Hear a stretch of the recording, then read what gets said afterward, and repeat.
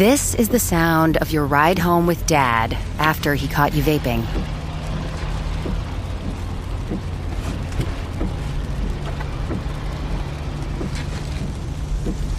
Awkward, isn't it? Most vapes contain seriously addictive levels of nicotine and disappointment.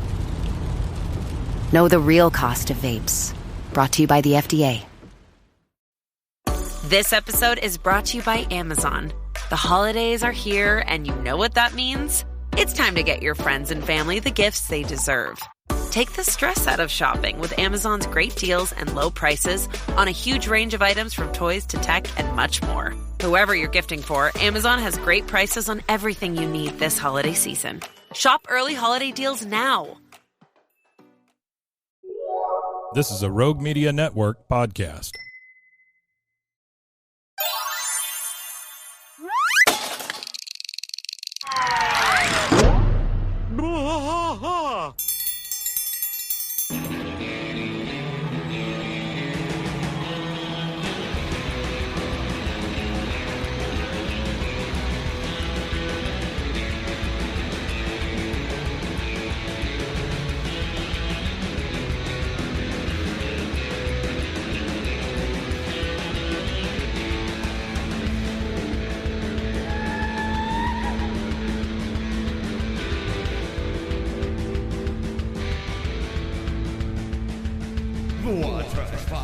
Through the night, deep in the heart of Texas, the trailer park is nice and dark. Deep in the heart of Texas, that drinks his brew and he spits his chew. Deep in the heart of Texas, the TV blares but no one cares. Deep in the heart of Texas, here we go.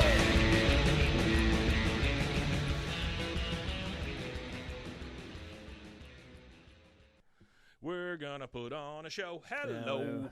Welcome to Bois. King of the Hill podcast. I am Mike. And I'm Rusty. Rusty. Yes, sir. We did a live show last night. We did do a live show. We did. Artie was there. Artie was there, yeah. Artie was there. This little guy was not there. This little pumpkin.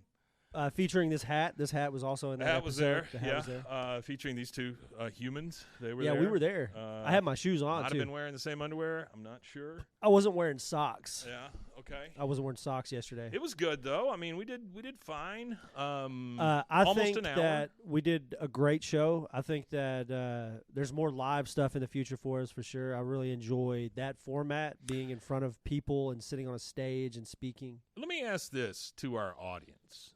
Real quick, okay? Yeah, and this is for people that are in the chat and people who will listen to this later or whatever.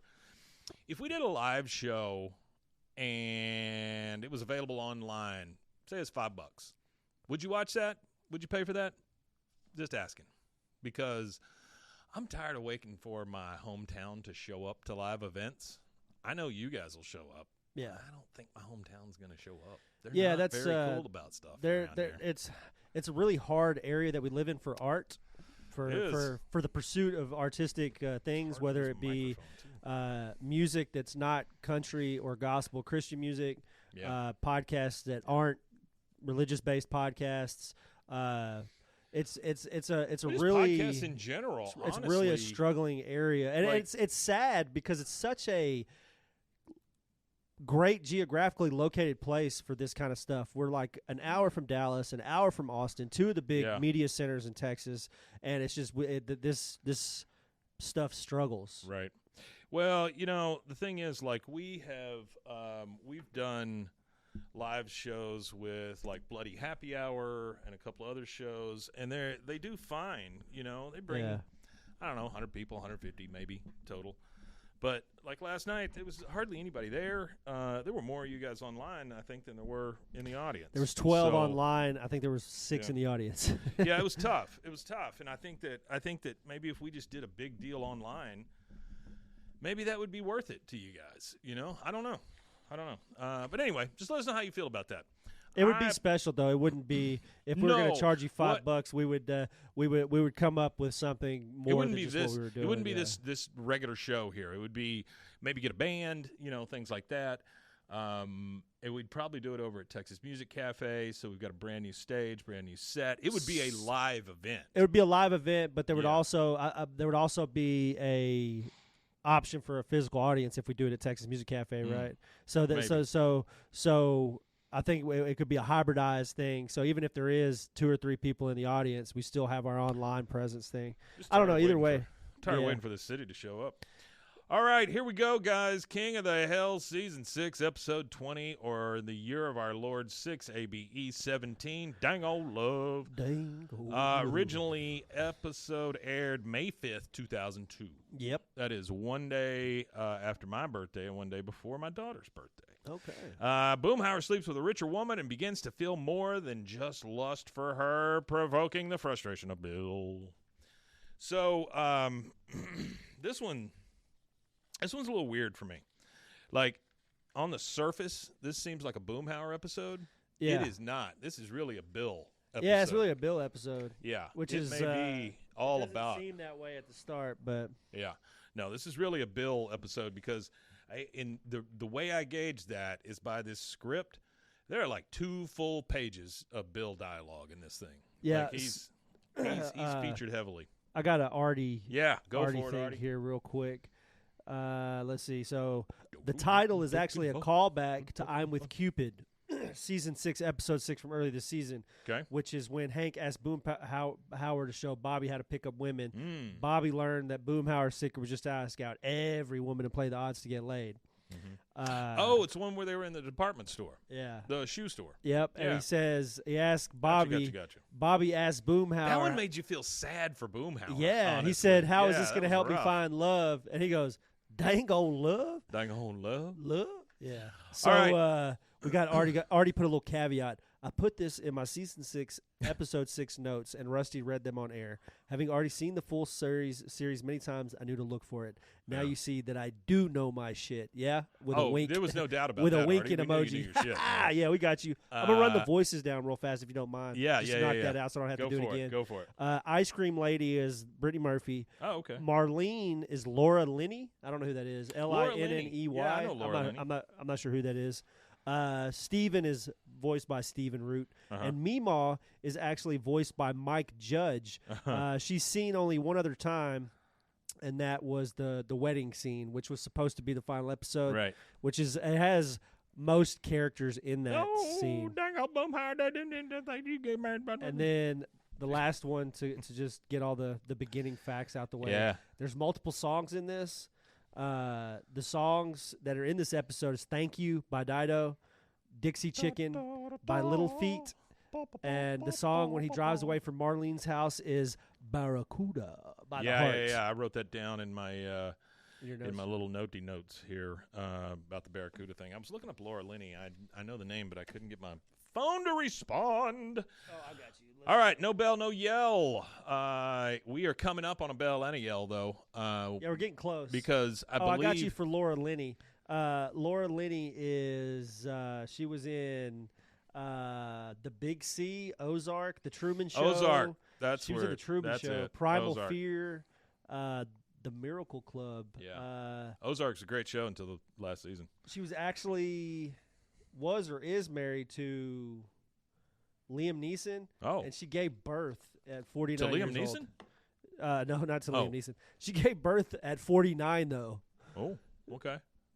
I didn't know that thing still worked at 49. Oh, sure it does. Sure it does. That's I didn't know they could still. I didn't know that was like. I don't know what I wonder what the oldest age somebody was to have 84. a child.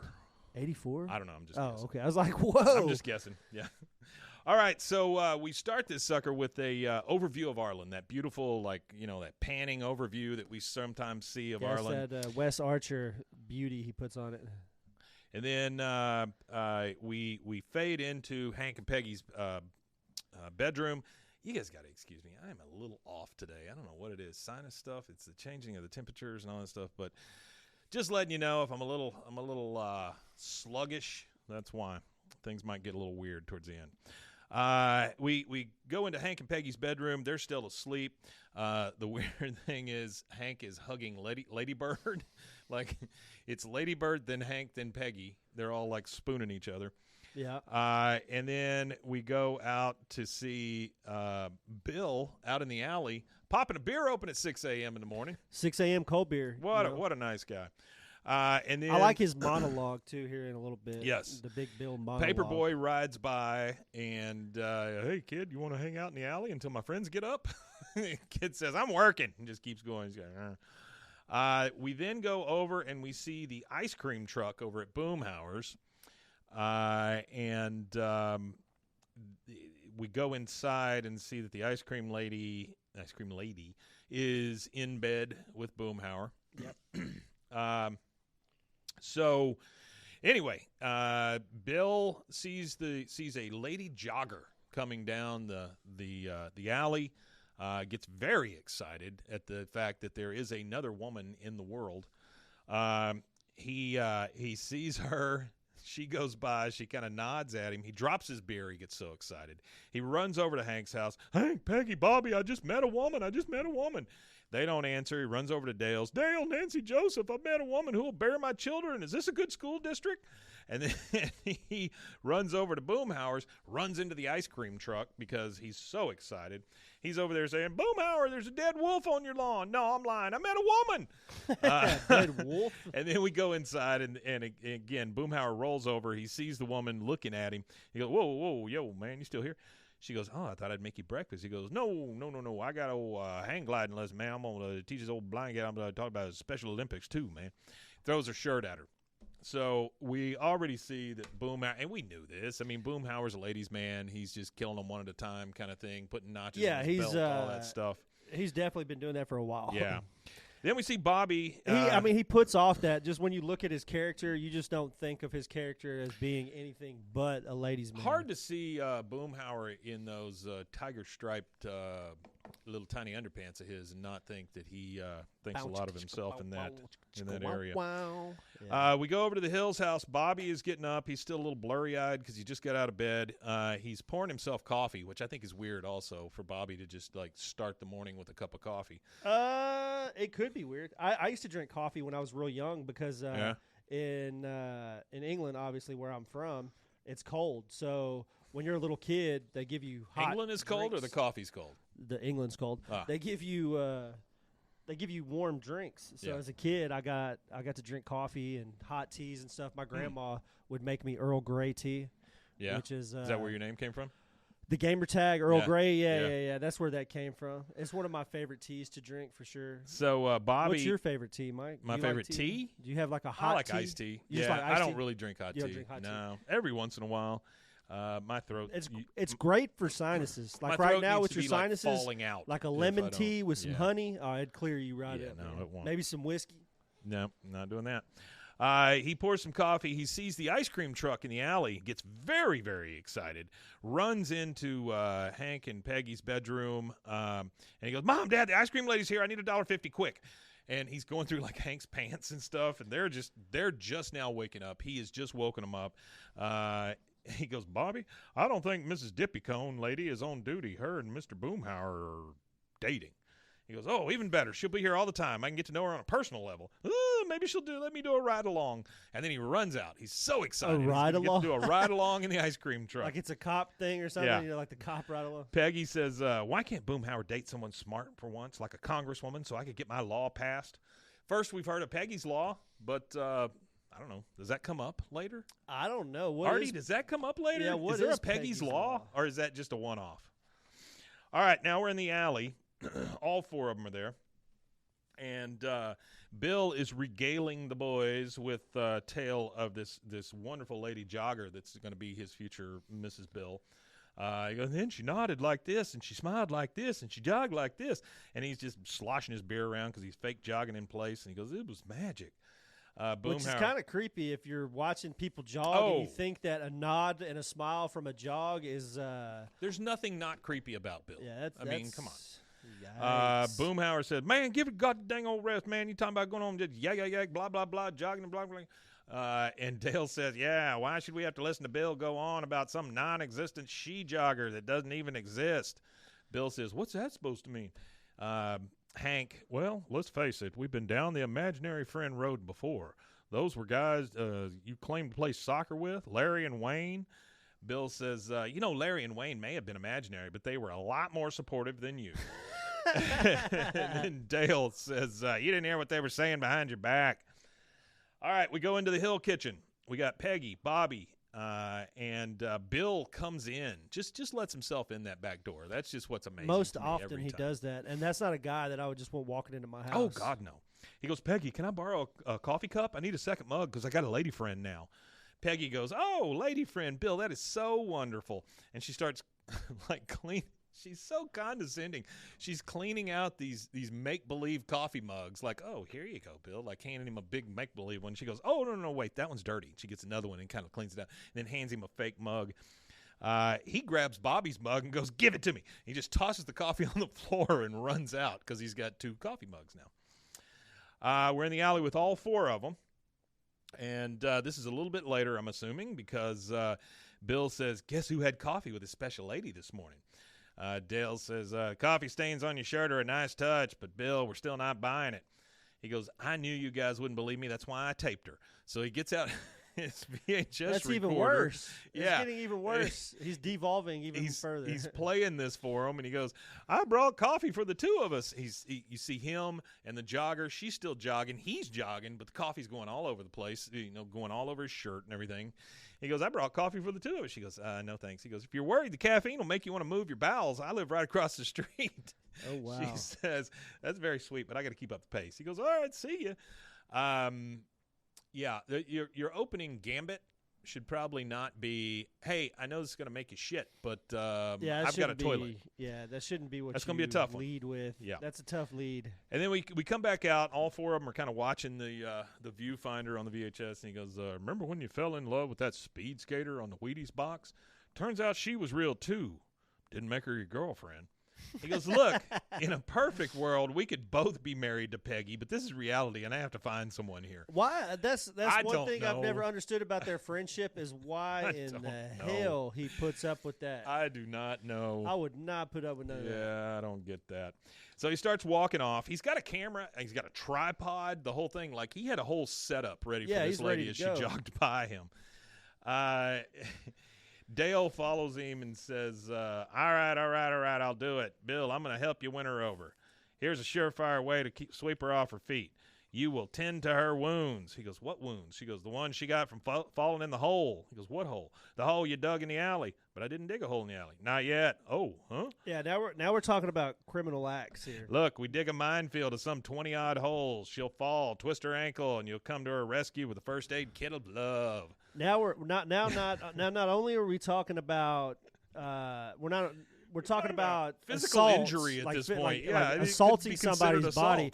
But we're also talking about like some municipal problems too. And premeditated. Yeah. Premeditated. You would not think Hank would be up for this because you're digging holes in the friggin' cement. That Dale and Bill couldn't afford the litigation from the municipality of Arlen. No, I don't think that they could handle I mean that episode we did last night. That episode we did last night, Dale literally went in front of the city council and said, someone hates me.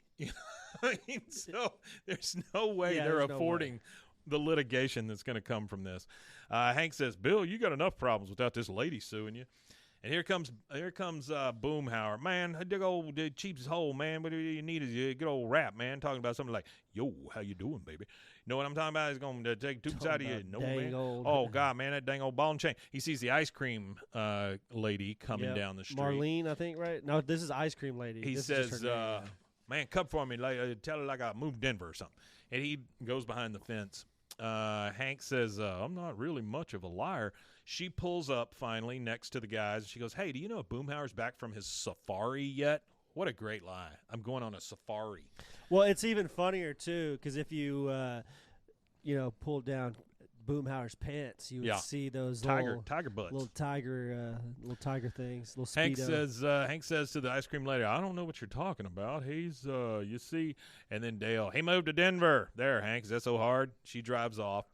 Bobby comes running out. Wait, come back. He's trying to chase down the ice cream lady. He runs down the street a little bit and finds Luann because, she's in the house now with the pool and all that stuff. She's laying out, getting some rays or whatever the kids call it these days. She's not coming back, honey. Of course she is. She's Mrs. Boomhauer's girlfriend, or she's Mr. Boomhauer's girlfriend. Let's see. How can I explain this? You know how you can be happy eating vanilla ice cream day after day after day? Well, Mr. Boomhauer isn't like that. He likes to try different flavors. He goes, but he can have a new flavor every day. He's dating the ice cream lady. I mean, Bobby's just not getting this. He goes, Mr. Boomhauer had grown-up sex with the ice cream lady, and now he's dumped her. You're never going to have ice cream again, Bobby. I mean, why is she so fatalistic about That's things? terrible. Yeah, that's a rough one. The one we did last night was Halloween, and she was like, oh, your dad's a Satanist. He goes, no, he's not. She goes, he is. She goes, oh, dang. Like, he was just instantly convinced. Oh, okay. All right. Hank's a Satanist. It's just insane. It is insane. All right, so we go forward a little bit. Now we got Dale and Bill out there, and it's nighttime, and they're digging holes in front of Bill in the alley. This is to make sure awful, this lady falls. Awful stuff. Dale says, I got a funny story about somebody taking over a street and doing some kind of crazy stuff like that. When I was in high school, I had a buddy whose dad was a contractor, and pretty much what he would do is he would build a big badass $500,000 to $750,000 home, like to sell, like to flip it. But he would build it and live in it. And while he was living in one, he would build another, and then he would move into that one. Yeah. He had that whole thing going on. A lot of builders do. Yeah. Well, we were building a house in Chalk Bluff because he would put all his kids' friends to work and stuff like that, and he would pay us like nothing. No, he would pay us like ungodly amounts of money for nothing. He would pay us like really good for nothing. Like I was making like $500 or $600 a week sometimes with them, and I was just blowing insulation in the walls. Yeah. So, and that was in like but that's still 2000s. Cheaper than hiring, on the outside. I'm sure it is because he's just giving us cash and not having to pay all that all that legal stuff. But there was a lot of speeders on the road that we were working on, so he went and got a bunch of asphalt and made his own speed bump in the middle of the street. Oh yeah. And people were, and we were sitting like, because it's a 2-story house and we're working on the second floor. So it's like lunchtime and people are like heavy traffic going through the neighborhood, people going home for lunch. Bam. And they would just, I'm talking about almost lose the whole bottom into their car out from slamming it. And then eventually somebody complained to the city and they made him take it out. They didn't fine him or nothing. He managed to avoid any kind of like legal trouble from it. They just said, hey, dude, take this shit out. Don't build your own speed Don't bumps. do it again. Dale says, this will be great. Nancy and I have been dying for another couple to hang out with. By the way, they're digging with a pitchfork or a pickaxe and a post hole digger. Nancy and I have been dying for another couple to hang out with. Bill says, what about Hank and Peggy? He goes, between you and me, I've run out of things to say to that woman. Hey, as far as like digging a hole in asphalt, so I used to own a little video store out in Robinson, Texas. Yeah. And my big flashing arrow sign that always had the names of the new shows or the new movies that were coming out. It kept being moved and I don't know, it was all messed up. And so I thought, well, let's just dig a hole and let's put a post in. Yeah. My dad and I, we stood out there probably, it had to be 6-8 hours digging in friggin' asphalt. Yeah, asphalt's hard to dig in. With a post hole digger. I did plumbing for post hole digger, man. Is that what you were using? Dude, that is one of the times I think I should have rented a jackhammer. I think I messed up my body. That is one of the first times that I really, really messed up my body. It probably would. You probably should have just went to a rental company. Oh, I should have. And rented a rented a pneumatic hammer. But I actually worked for a plumbing company when I was 18 for a little while. Yeah. And I got stuck with all the bullshit work. Right. I had my apprentice card, so I was doing like all the apprentice bullshit.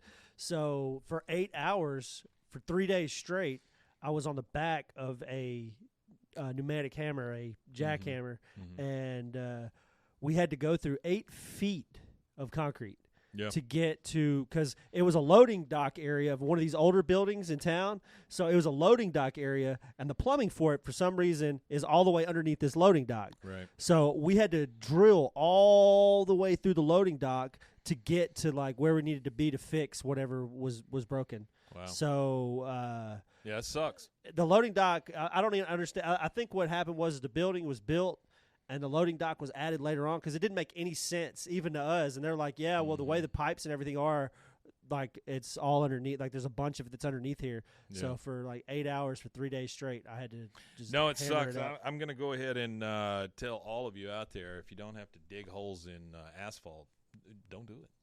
And if you do, go to an equipment rental and get a pneumatic hammer. It'll make The it next easier. day, Bill comes out, and he's in his finest suit. Yeah, he's suited up. He has an entire, like, one of those roll-out first aid kits, where you roll it out, and it's got all the tools in it and stuff like that.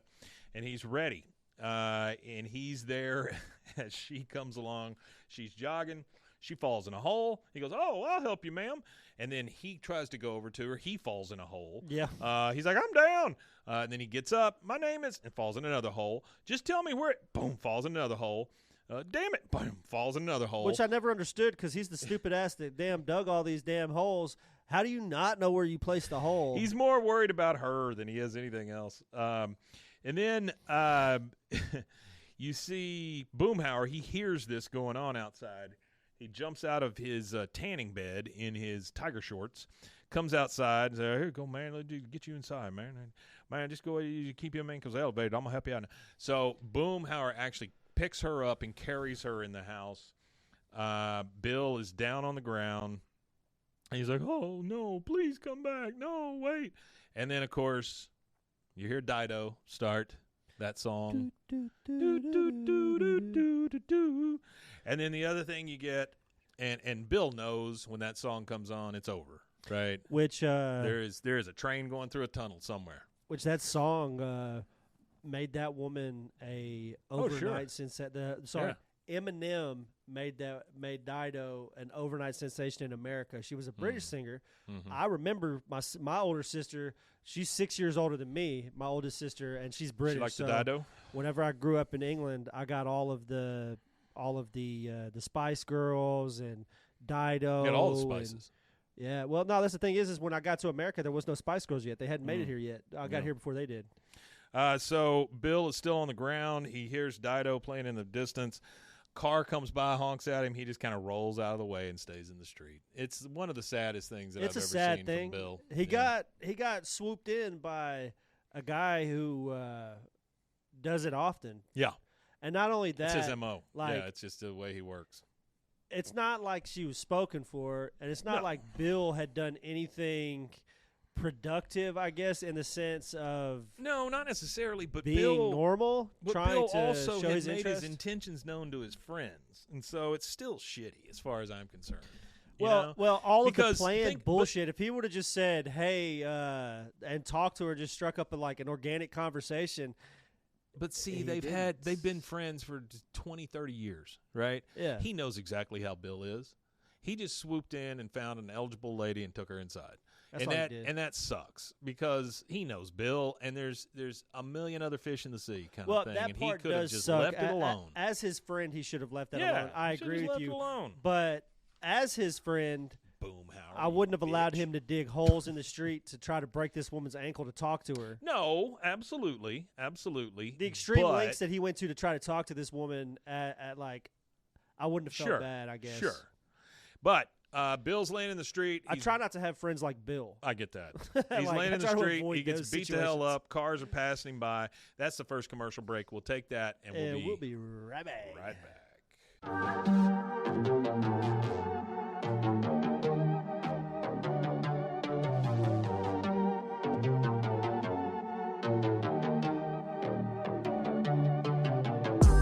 Hey y'all, I'm April. Hi, I'm Caroline. And we have a new podcast for you. What's it called, Caroline? Bloody Happy Hour. It's going to be your new favorite guilty pleasure. We're going to talk about some bloody stuff. Serial killers. True crime. Rapists.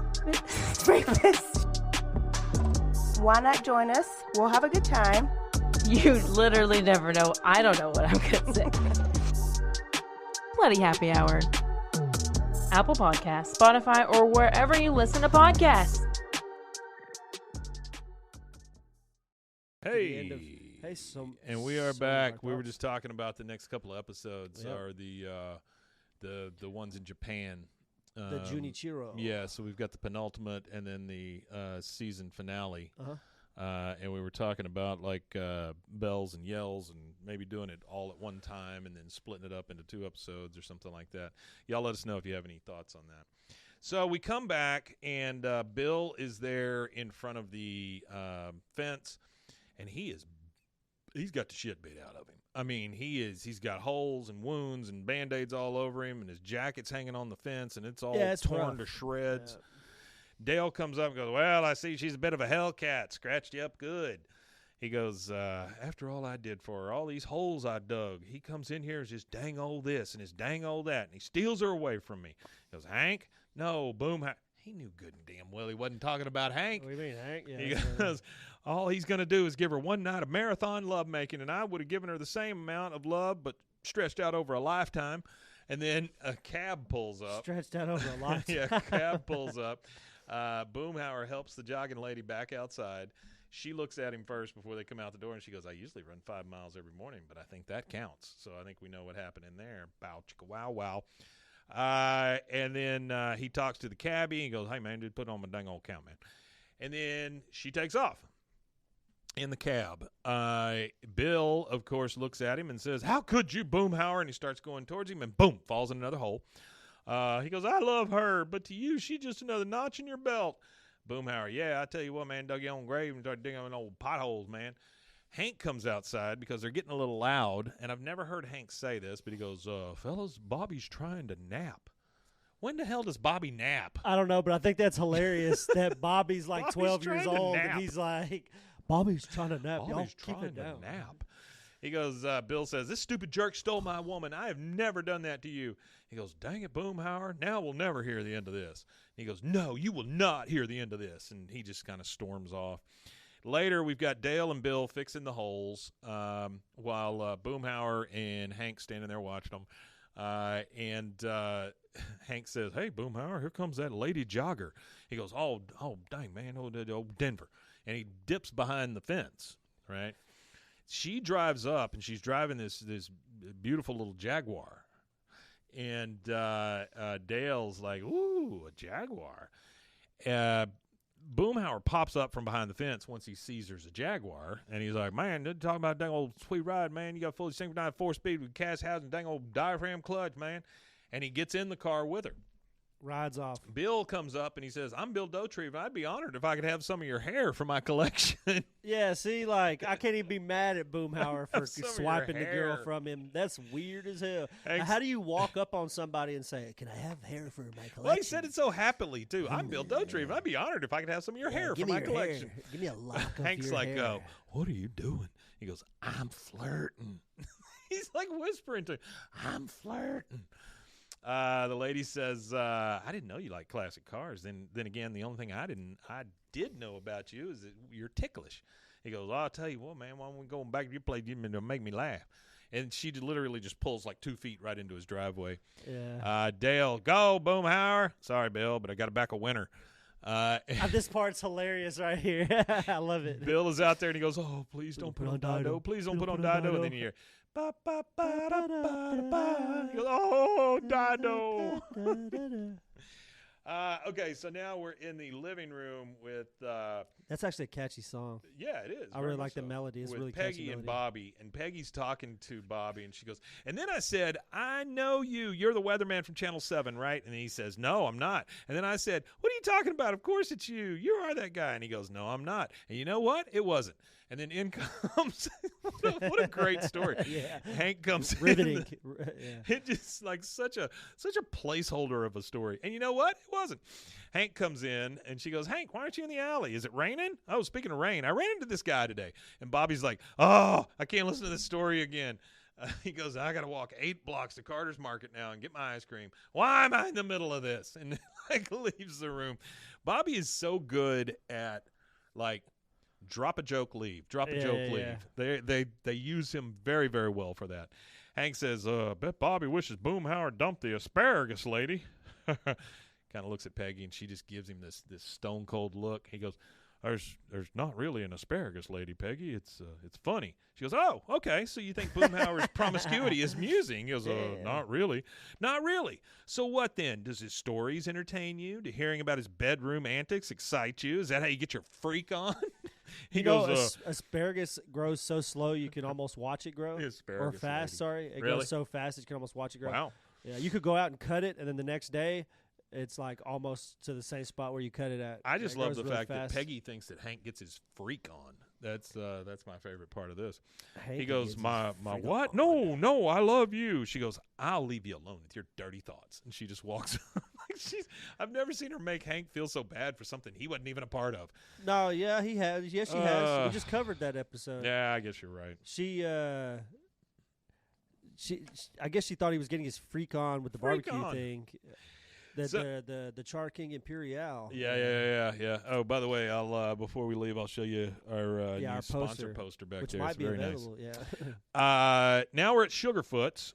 Boomhauer and the jogger lady, whatever her name is, they are sitting down and eating. She's eating some ribs. And she goes, he says, yeah, you know, the minute I turned 18, man, little mama said, yeah, you get on to getting electrical engineering, Boomhauer, that dang gonna make me proud, you know, but I just don't do it, man.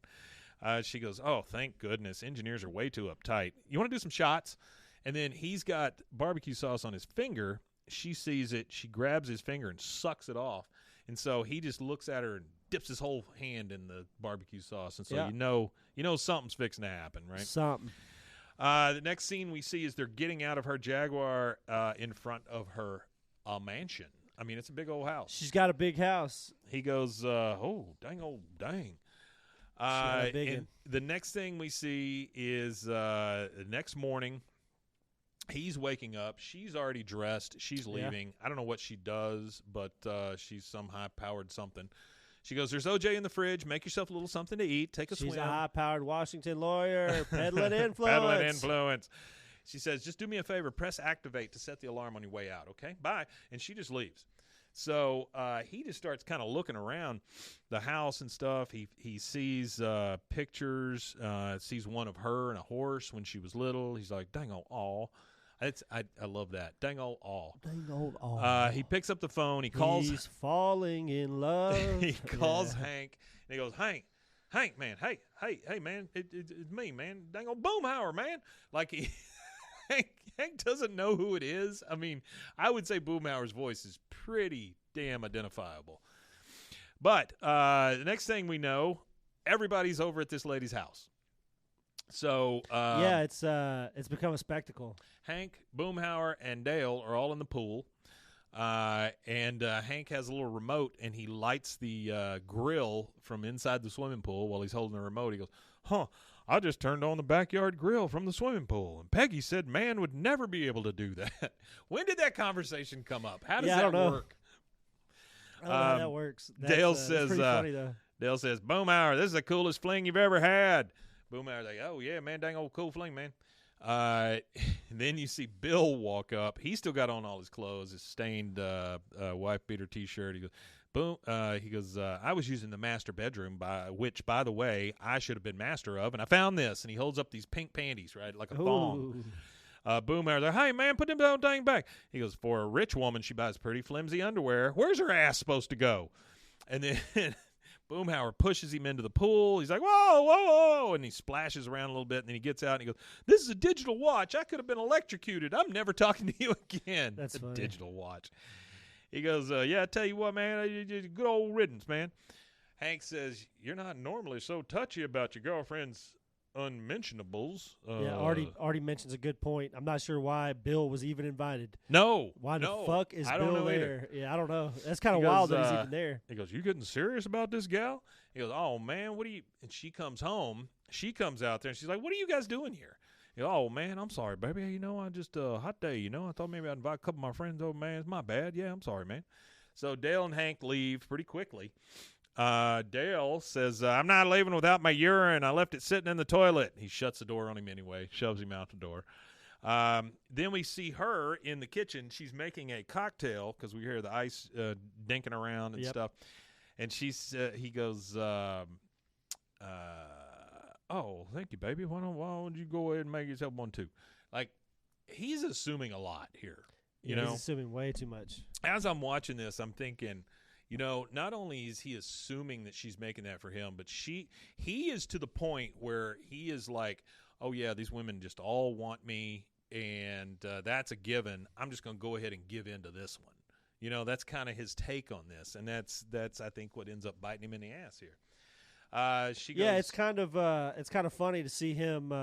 I guess we could use the word simping over a woman. Yeah, pretty much. Because usually women fawn all over him. Mm-hmm. He goes, "When did you make yourself one too?" She goes, "I'm sorry. Did you forget something?" He goes, "Oh man, I'm sorry. You go ahead. You go ahead and unwind, man. I'm sorry. You got my digit. You just go ahead and call me." And so he leaves. Now we're out in the alley with Hank, Dale, and Boomhauer, and the birds are chirping and all this stuff, and Hank's talking, and I'm assuming this is either later in the day or it's the next day. Hank says, "I saw this news promo last night. It said something's going on in restaurant kitchens that might really surprise us, but then I fell asleep. Boomhauer, you stay up late. Are rude customers really getting more than they bargained for?" It's just such a... That's funny. Hank. He's just watching his phone. Boomhauer's just watching that phone, wanting it to ring. He'll ring, "Man, come on, baby, please, man. Don't you talking about 2 days, man. I don't feel like dang old lifetime, man." He goes, "I remember when I fell in love with Peggy. I'll never forget that first handshake. I wanted it to last forever." He goes, "Love, man. What is it, man? He's talking about a pit of my stomach, man. I don't even know where I'm coming and going. I got to get on my mind, man. Love me." You see him driving. He's in his, what does he drive? Is it a Challenger or a? I thought it was a Dodge Dart. It's not a Dart because it's bigger than a Dart. It's either a Challenger or whatever the other one is. But he drives up to this house. Oh, a Charger? Yeah, it's a Charger or a Challenger, one or the other. I bet it's a Charger. Or a Ford Gran Torino? No. He drives up, and he drives up to this older house. He rings the doorbell, and this old lady comes to the door, and he goes, "Hey, dang old Meemaw." She pinches his cheek, and then she's blah, blah, blah, blah, blah, blah, and you can't understand anything she's saying. He goes, "What, Meemaw? I didn't." And then she gets a cup, puts her teeth in, and finally she's, "Little old Boomhauer, come on, this ain't you too long." And they both go in. He goes, "Now, Meemaw, family matriarch, what the time I'm going to ask you for a dang old ring." "Oh, Boomhauer, you talking about? I thought you were buried the dang old thing. You little old wow." And so he went over to get the ring from his Meemaw. He drives up to Jogger Lady's mansion, and he rings the doorbell. She opens the door. She's already in She's already in her a robe, like a silk robe. As she's walking up to the door, she's like, all right, it's a pizza, not a kidney. She opens the door, and she goes, "Boomhauser." Like, she doesn't even know his friggin' name. She don't even know his actual name. Boomhauser. Boomhauser. And you were right. It is Marlene. He gets down on one knee and he goes, "Marlene, dang old, I can't stand being part of you no matter what, man. I don't talk about dang old ring, just the beginning, no end, man." She goes, "Okay, all right. I'm going to be honest with you. I can only understand about half of what you say. The other times I just nod and smile and wait for your pants to come off." He says, "Well, I'm talking about Marlene, dang old, won't you marry me?" She goes, "Whoa, I understood that."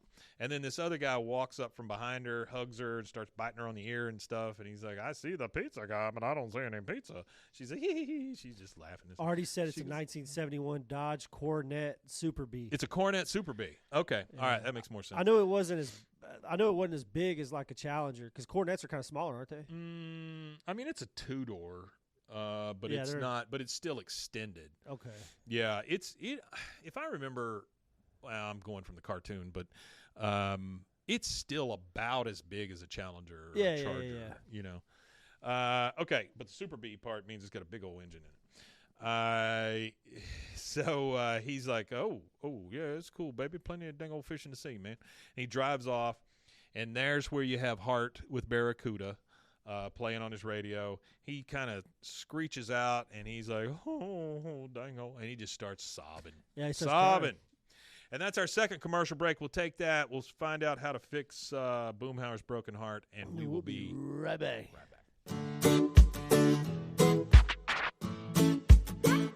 Snack Attack is a podcast about the history of your favorite snacks, candies, and treats. Each 5-minute or less episode features the history of a great snack from around the world.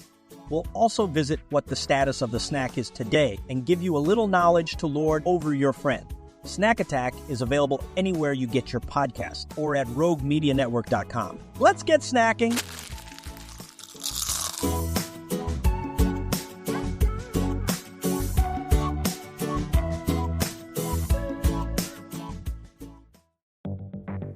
Step into the unexpected with Cultastic, or How to Start a Cult Without Really Trying. a podcast where cult creation unfolds in the most unpredictable way. Join us on a unique journey into the world of theoretical cult formation. Unlike any other podcast, each episode of Cultastic is co-written in part using ChatGPT, and we let it decide our fate, good or bad. What makes Cultastic truly intriguing? We don't know what's coming each week. Together with our AI co-author, we'll discover and build this cult, one episode at a time, exploring various aspects of cult dynamics, leadership, and group psychology. Delve into themes of charisma, influence, and the power of group thinking. It's a blend of expert analysis, theoretical exploration, and the unforeseen twists of AI-generated ideas. Remember, Cultastic is an exercise in imagination and education where we weave a narrative one episode and one tenant at a time. Curious about where this journey will take us? Subscribe to Cultastic or How to Start a Cult without really trying on your favorite podcast platform or at roguemedianetwork.com. Let's build this mission to save the people of Earth, week by unpredictable week.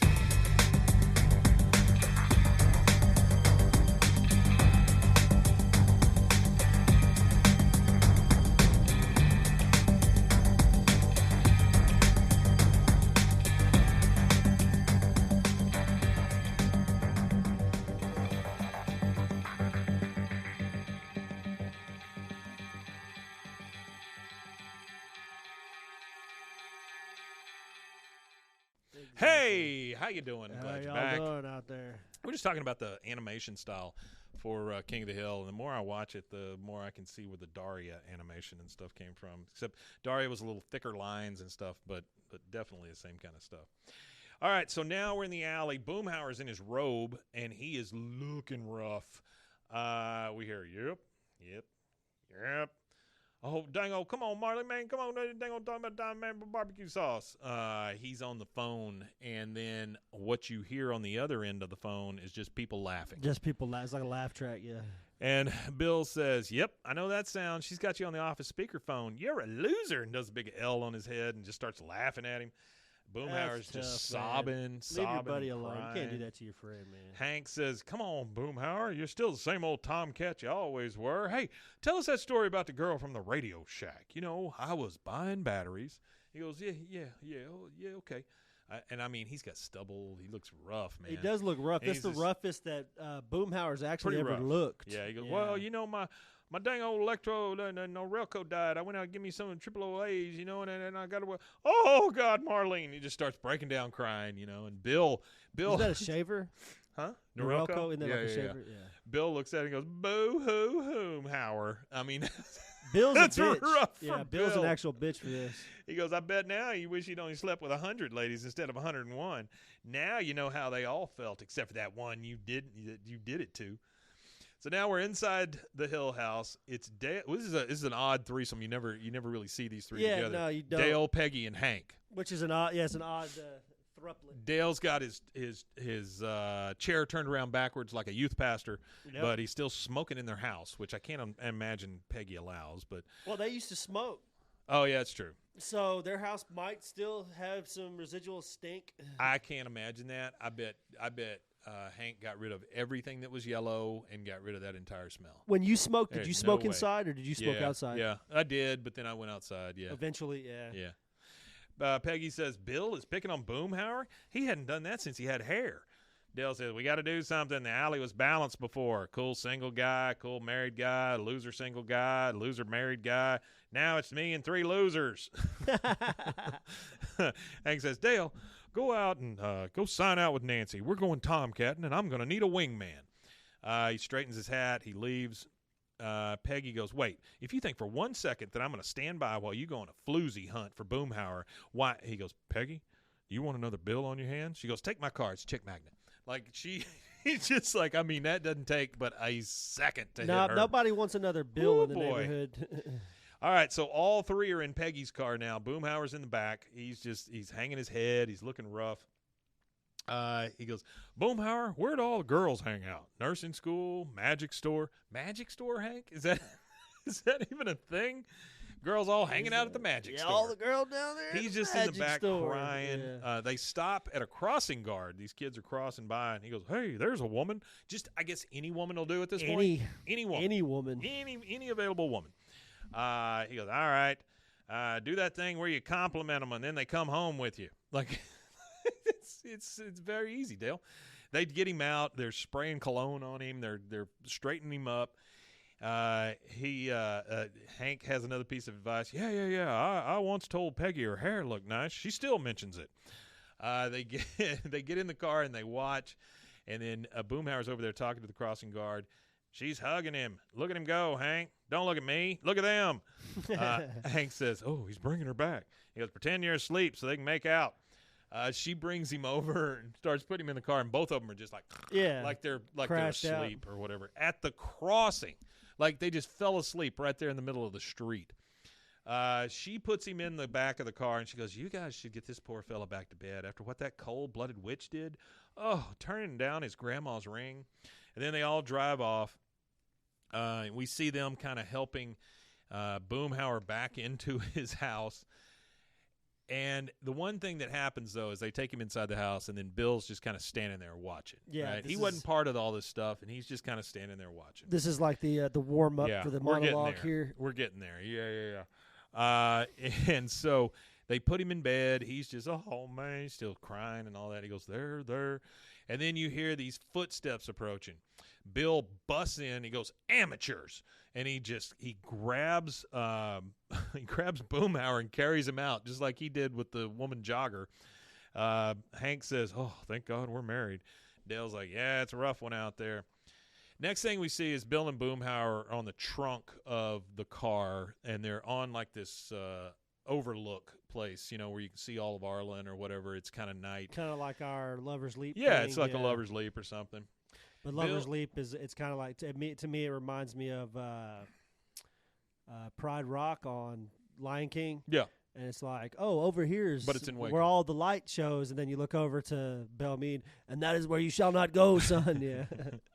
So Bill is trying to take care of Boomhauer now. And this is the speech I was talking about at the beginning. "I know how dark it is for you right now, curled up, laying in your own emotional vomit. You're in hell now, Boomhauer. The only way out is through a long, dark tunnel. You're afraid to go in because there's a train coming at you carrying a boxcar full of heartbreak. Well, let me tell you something. All you can do is let it hit you and then try to find your legs. I know. I've taken that hit more times than I can remember. Look at me, Boomhauer. I'm fat. I'm old. And every day I'm just going to wake up fatter and older. But somehow I managed to drag this fat old bald bastard out in the alley every day. I'm out there digging holes, falling into them, climbing out, trying again. And tomorrow I'm going to go hang outside a ladies' prison. And the first thing those lady cons are going to see after 20 years is me. Oh, shit. Will I get one? Experience says no. Will I be out there next month? If I'm alive, you better believe it. You got to get right back up on that tanning bed, slip on a tighter T-shirt, wash off some of that cologne, and get yourself out of that tunnel into some strange woman's bed."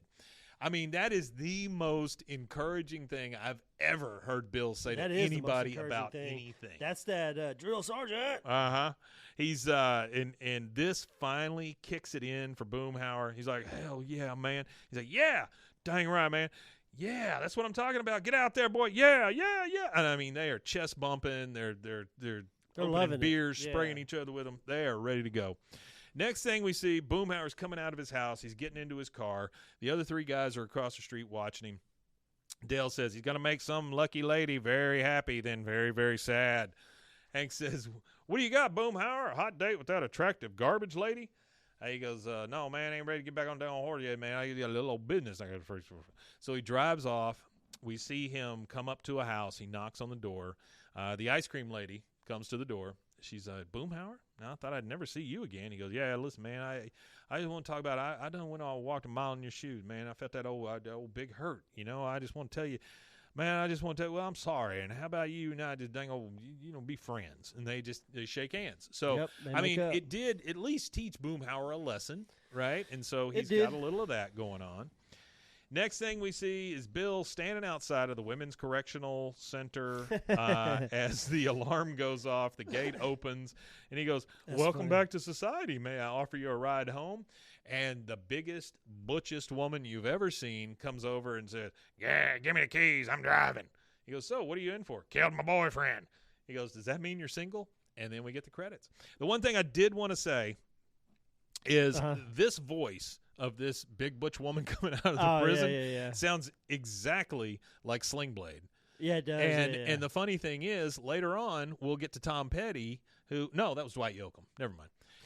Yeah, not a tie at all. It was Dwight Yoakam. But, I'm driving. Killed my boyfriend. I mean, it sounded exactly like that. We get the credits, and then after that, we hear "Pretend you're asleep so they can make out." And that is it, guys. We have gotten through Season 6, Episode 26, ABE 17, Dang Old Love. Originally aired May 5th, 2000. Dose. All That's right. Actually, hold on. I had the episode number. That's actually episode 124. 124. There's our 124th episode of King of the Hill. Okay, so let me show y'all something real quick. Rusty, I'm going to take you off just for a second. Yeah, no worries. I don't know if you can see this back here, but this is a Wagner Char King Imperial poster where flavor reigns supreme. Came straight from the floor of Strickland Propane, where you can taste the meat and not the heat. I was pretty darn proud of that poster. I like it a lot. That will now be part of our regular gear. Rusty, you want to tell people where they can find us for more of this nonsense? Yeah, absolutely. You can find us at BWAAAKOTH on all social media platforms. You can go to youtube.com/@BWAAAKOTH. If you love talking propane, lawn care, and life lessons, make sure you smash that like button and follow us on all of our social media accounts. Also hit that subscribe button so you don't miss a single dang episode. There you go. Smash that button hard. Yeah, do all that stuff. All right, we will be back again. The live show that we did last night, we will package that sucker up, probably be a bonus of some kind or something. We'll play it before Halloween because it is Halloween, and you guys will get to see all the fancy costumes we had. Guys, we can't thank you enough for being here. We really appreciate it. Remember, there is a Patreon out there. If you wanted to go try to do that, it's $3 a month. It just helps kind of keep the lights on, TV on. Helps us print Wagner posters. And I guess there's really just one more thing to say. Oui, Matanye. I agree, and oui, Matanye indeed. We'll see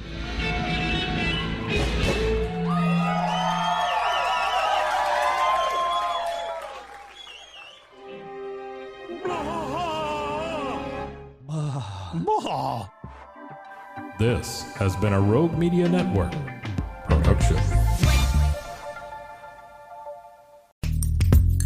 Are you a podcaster? Let's talk podcast hosting. Are you tired of your current podcast host? Need real support in a community that gets it? At Rogue Media Network, we offer top-tier podcast hosting services to help you thrive. From hosting and distribution to dedicated support, we've got you covered. Starting as low as $25 a month. Join our community of passionate podcasters today. Contact us at hello@roguemedianetwork.com.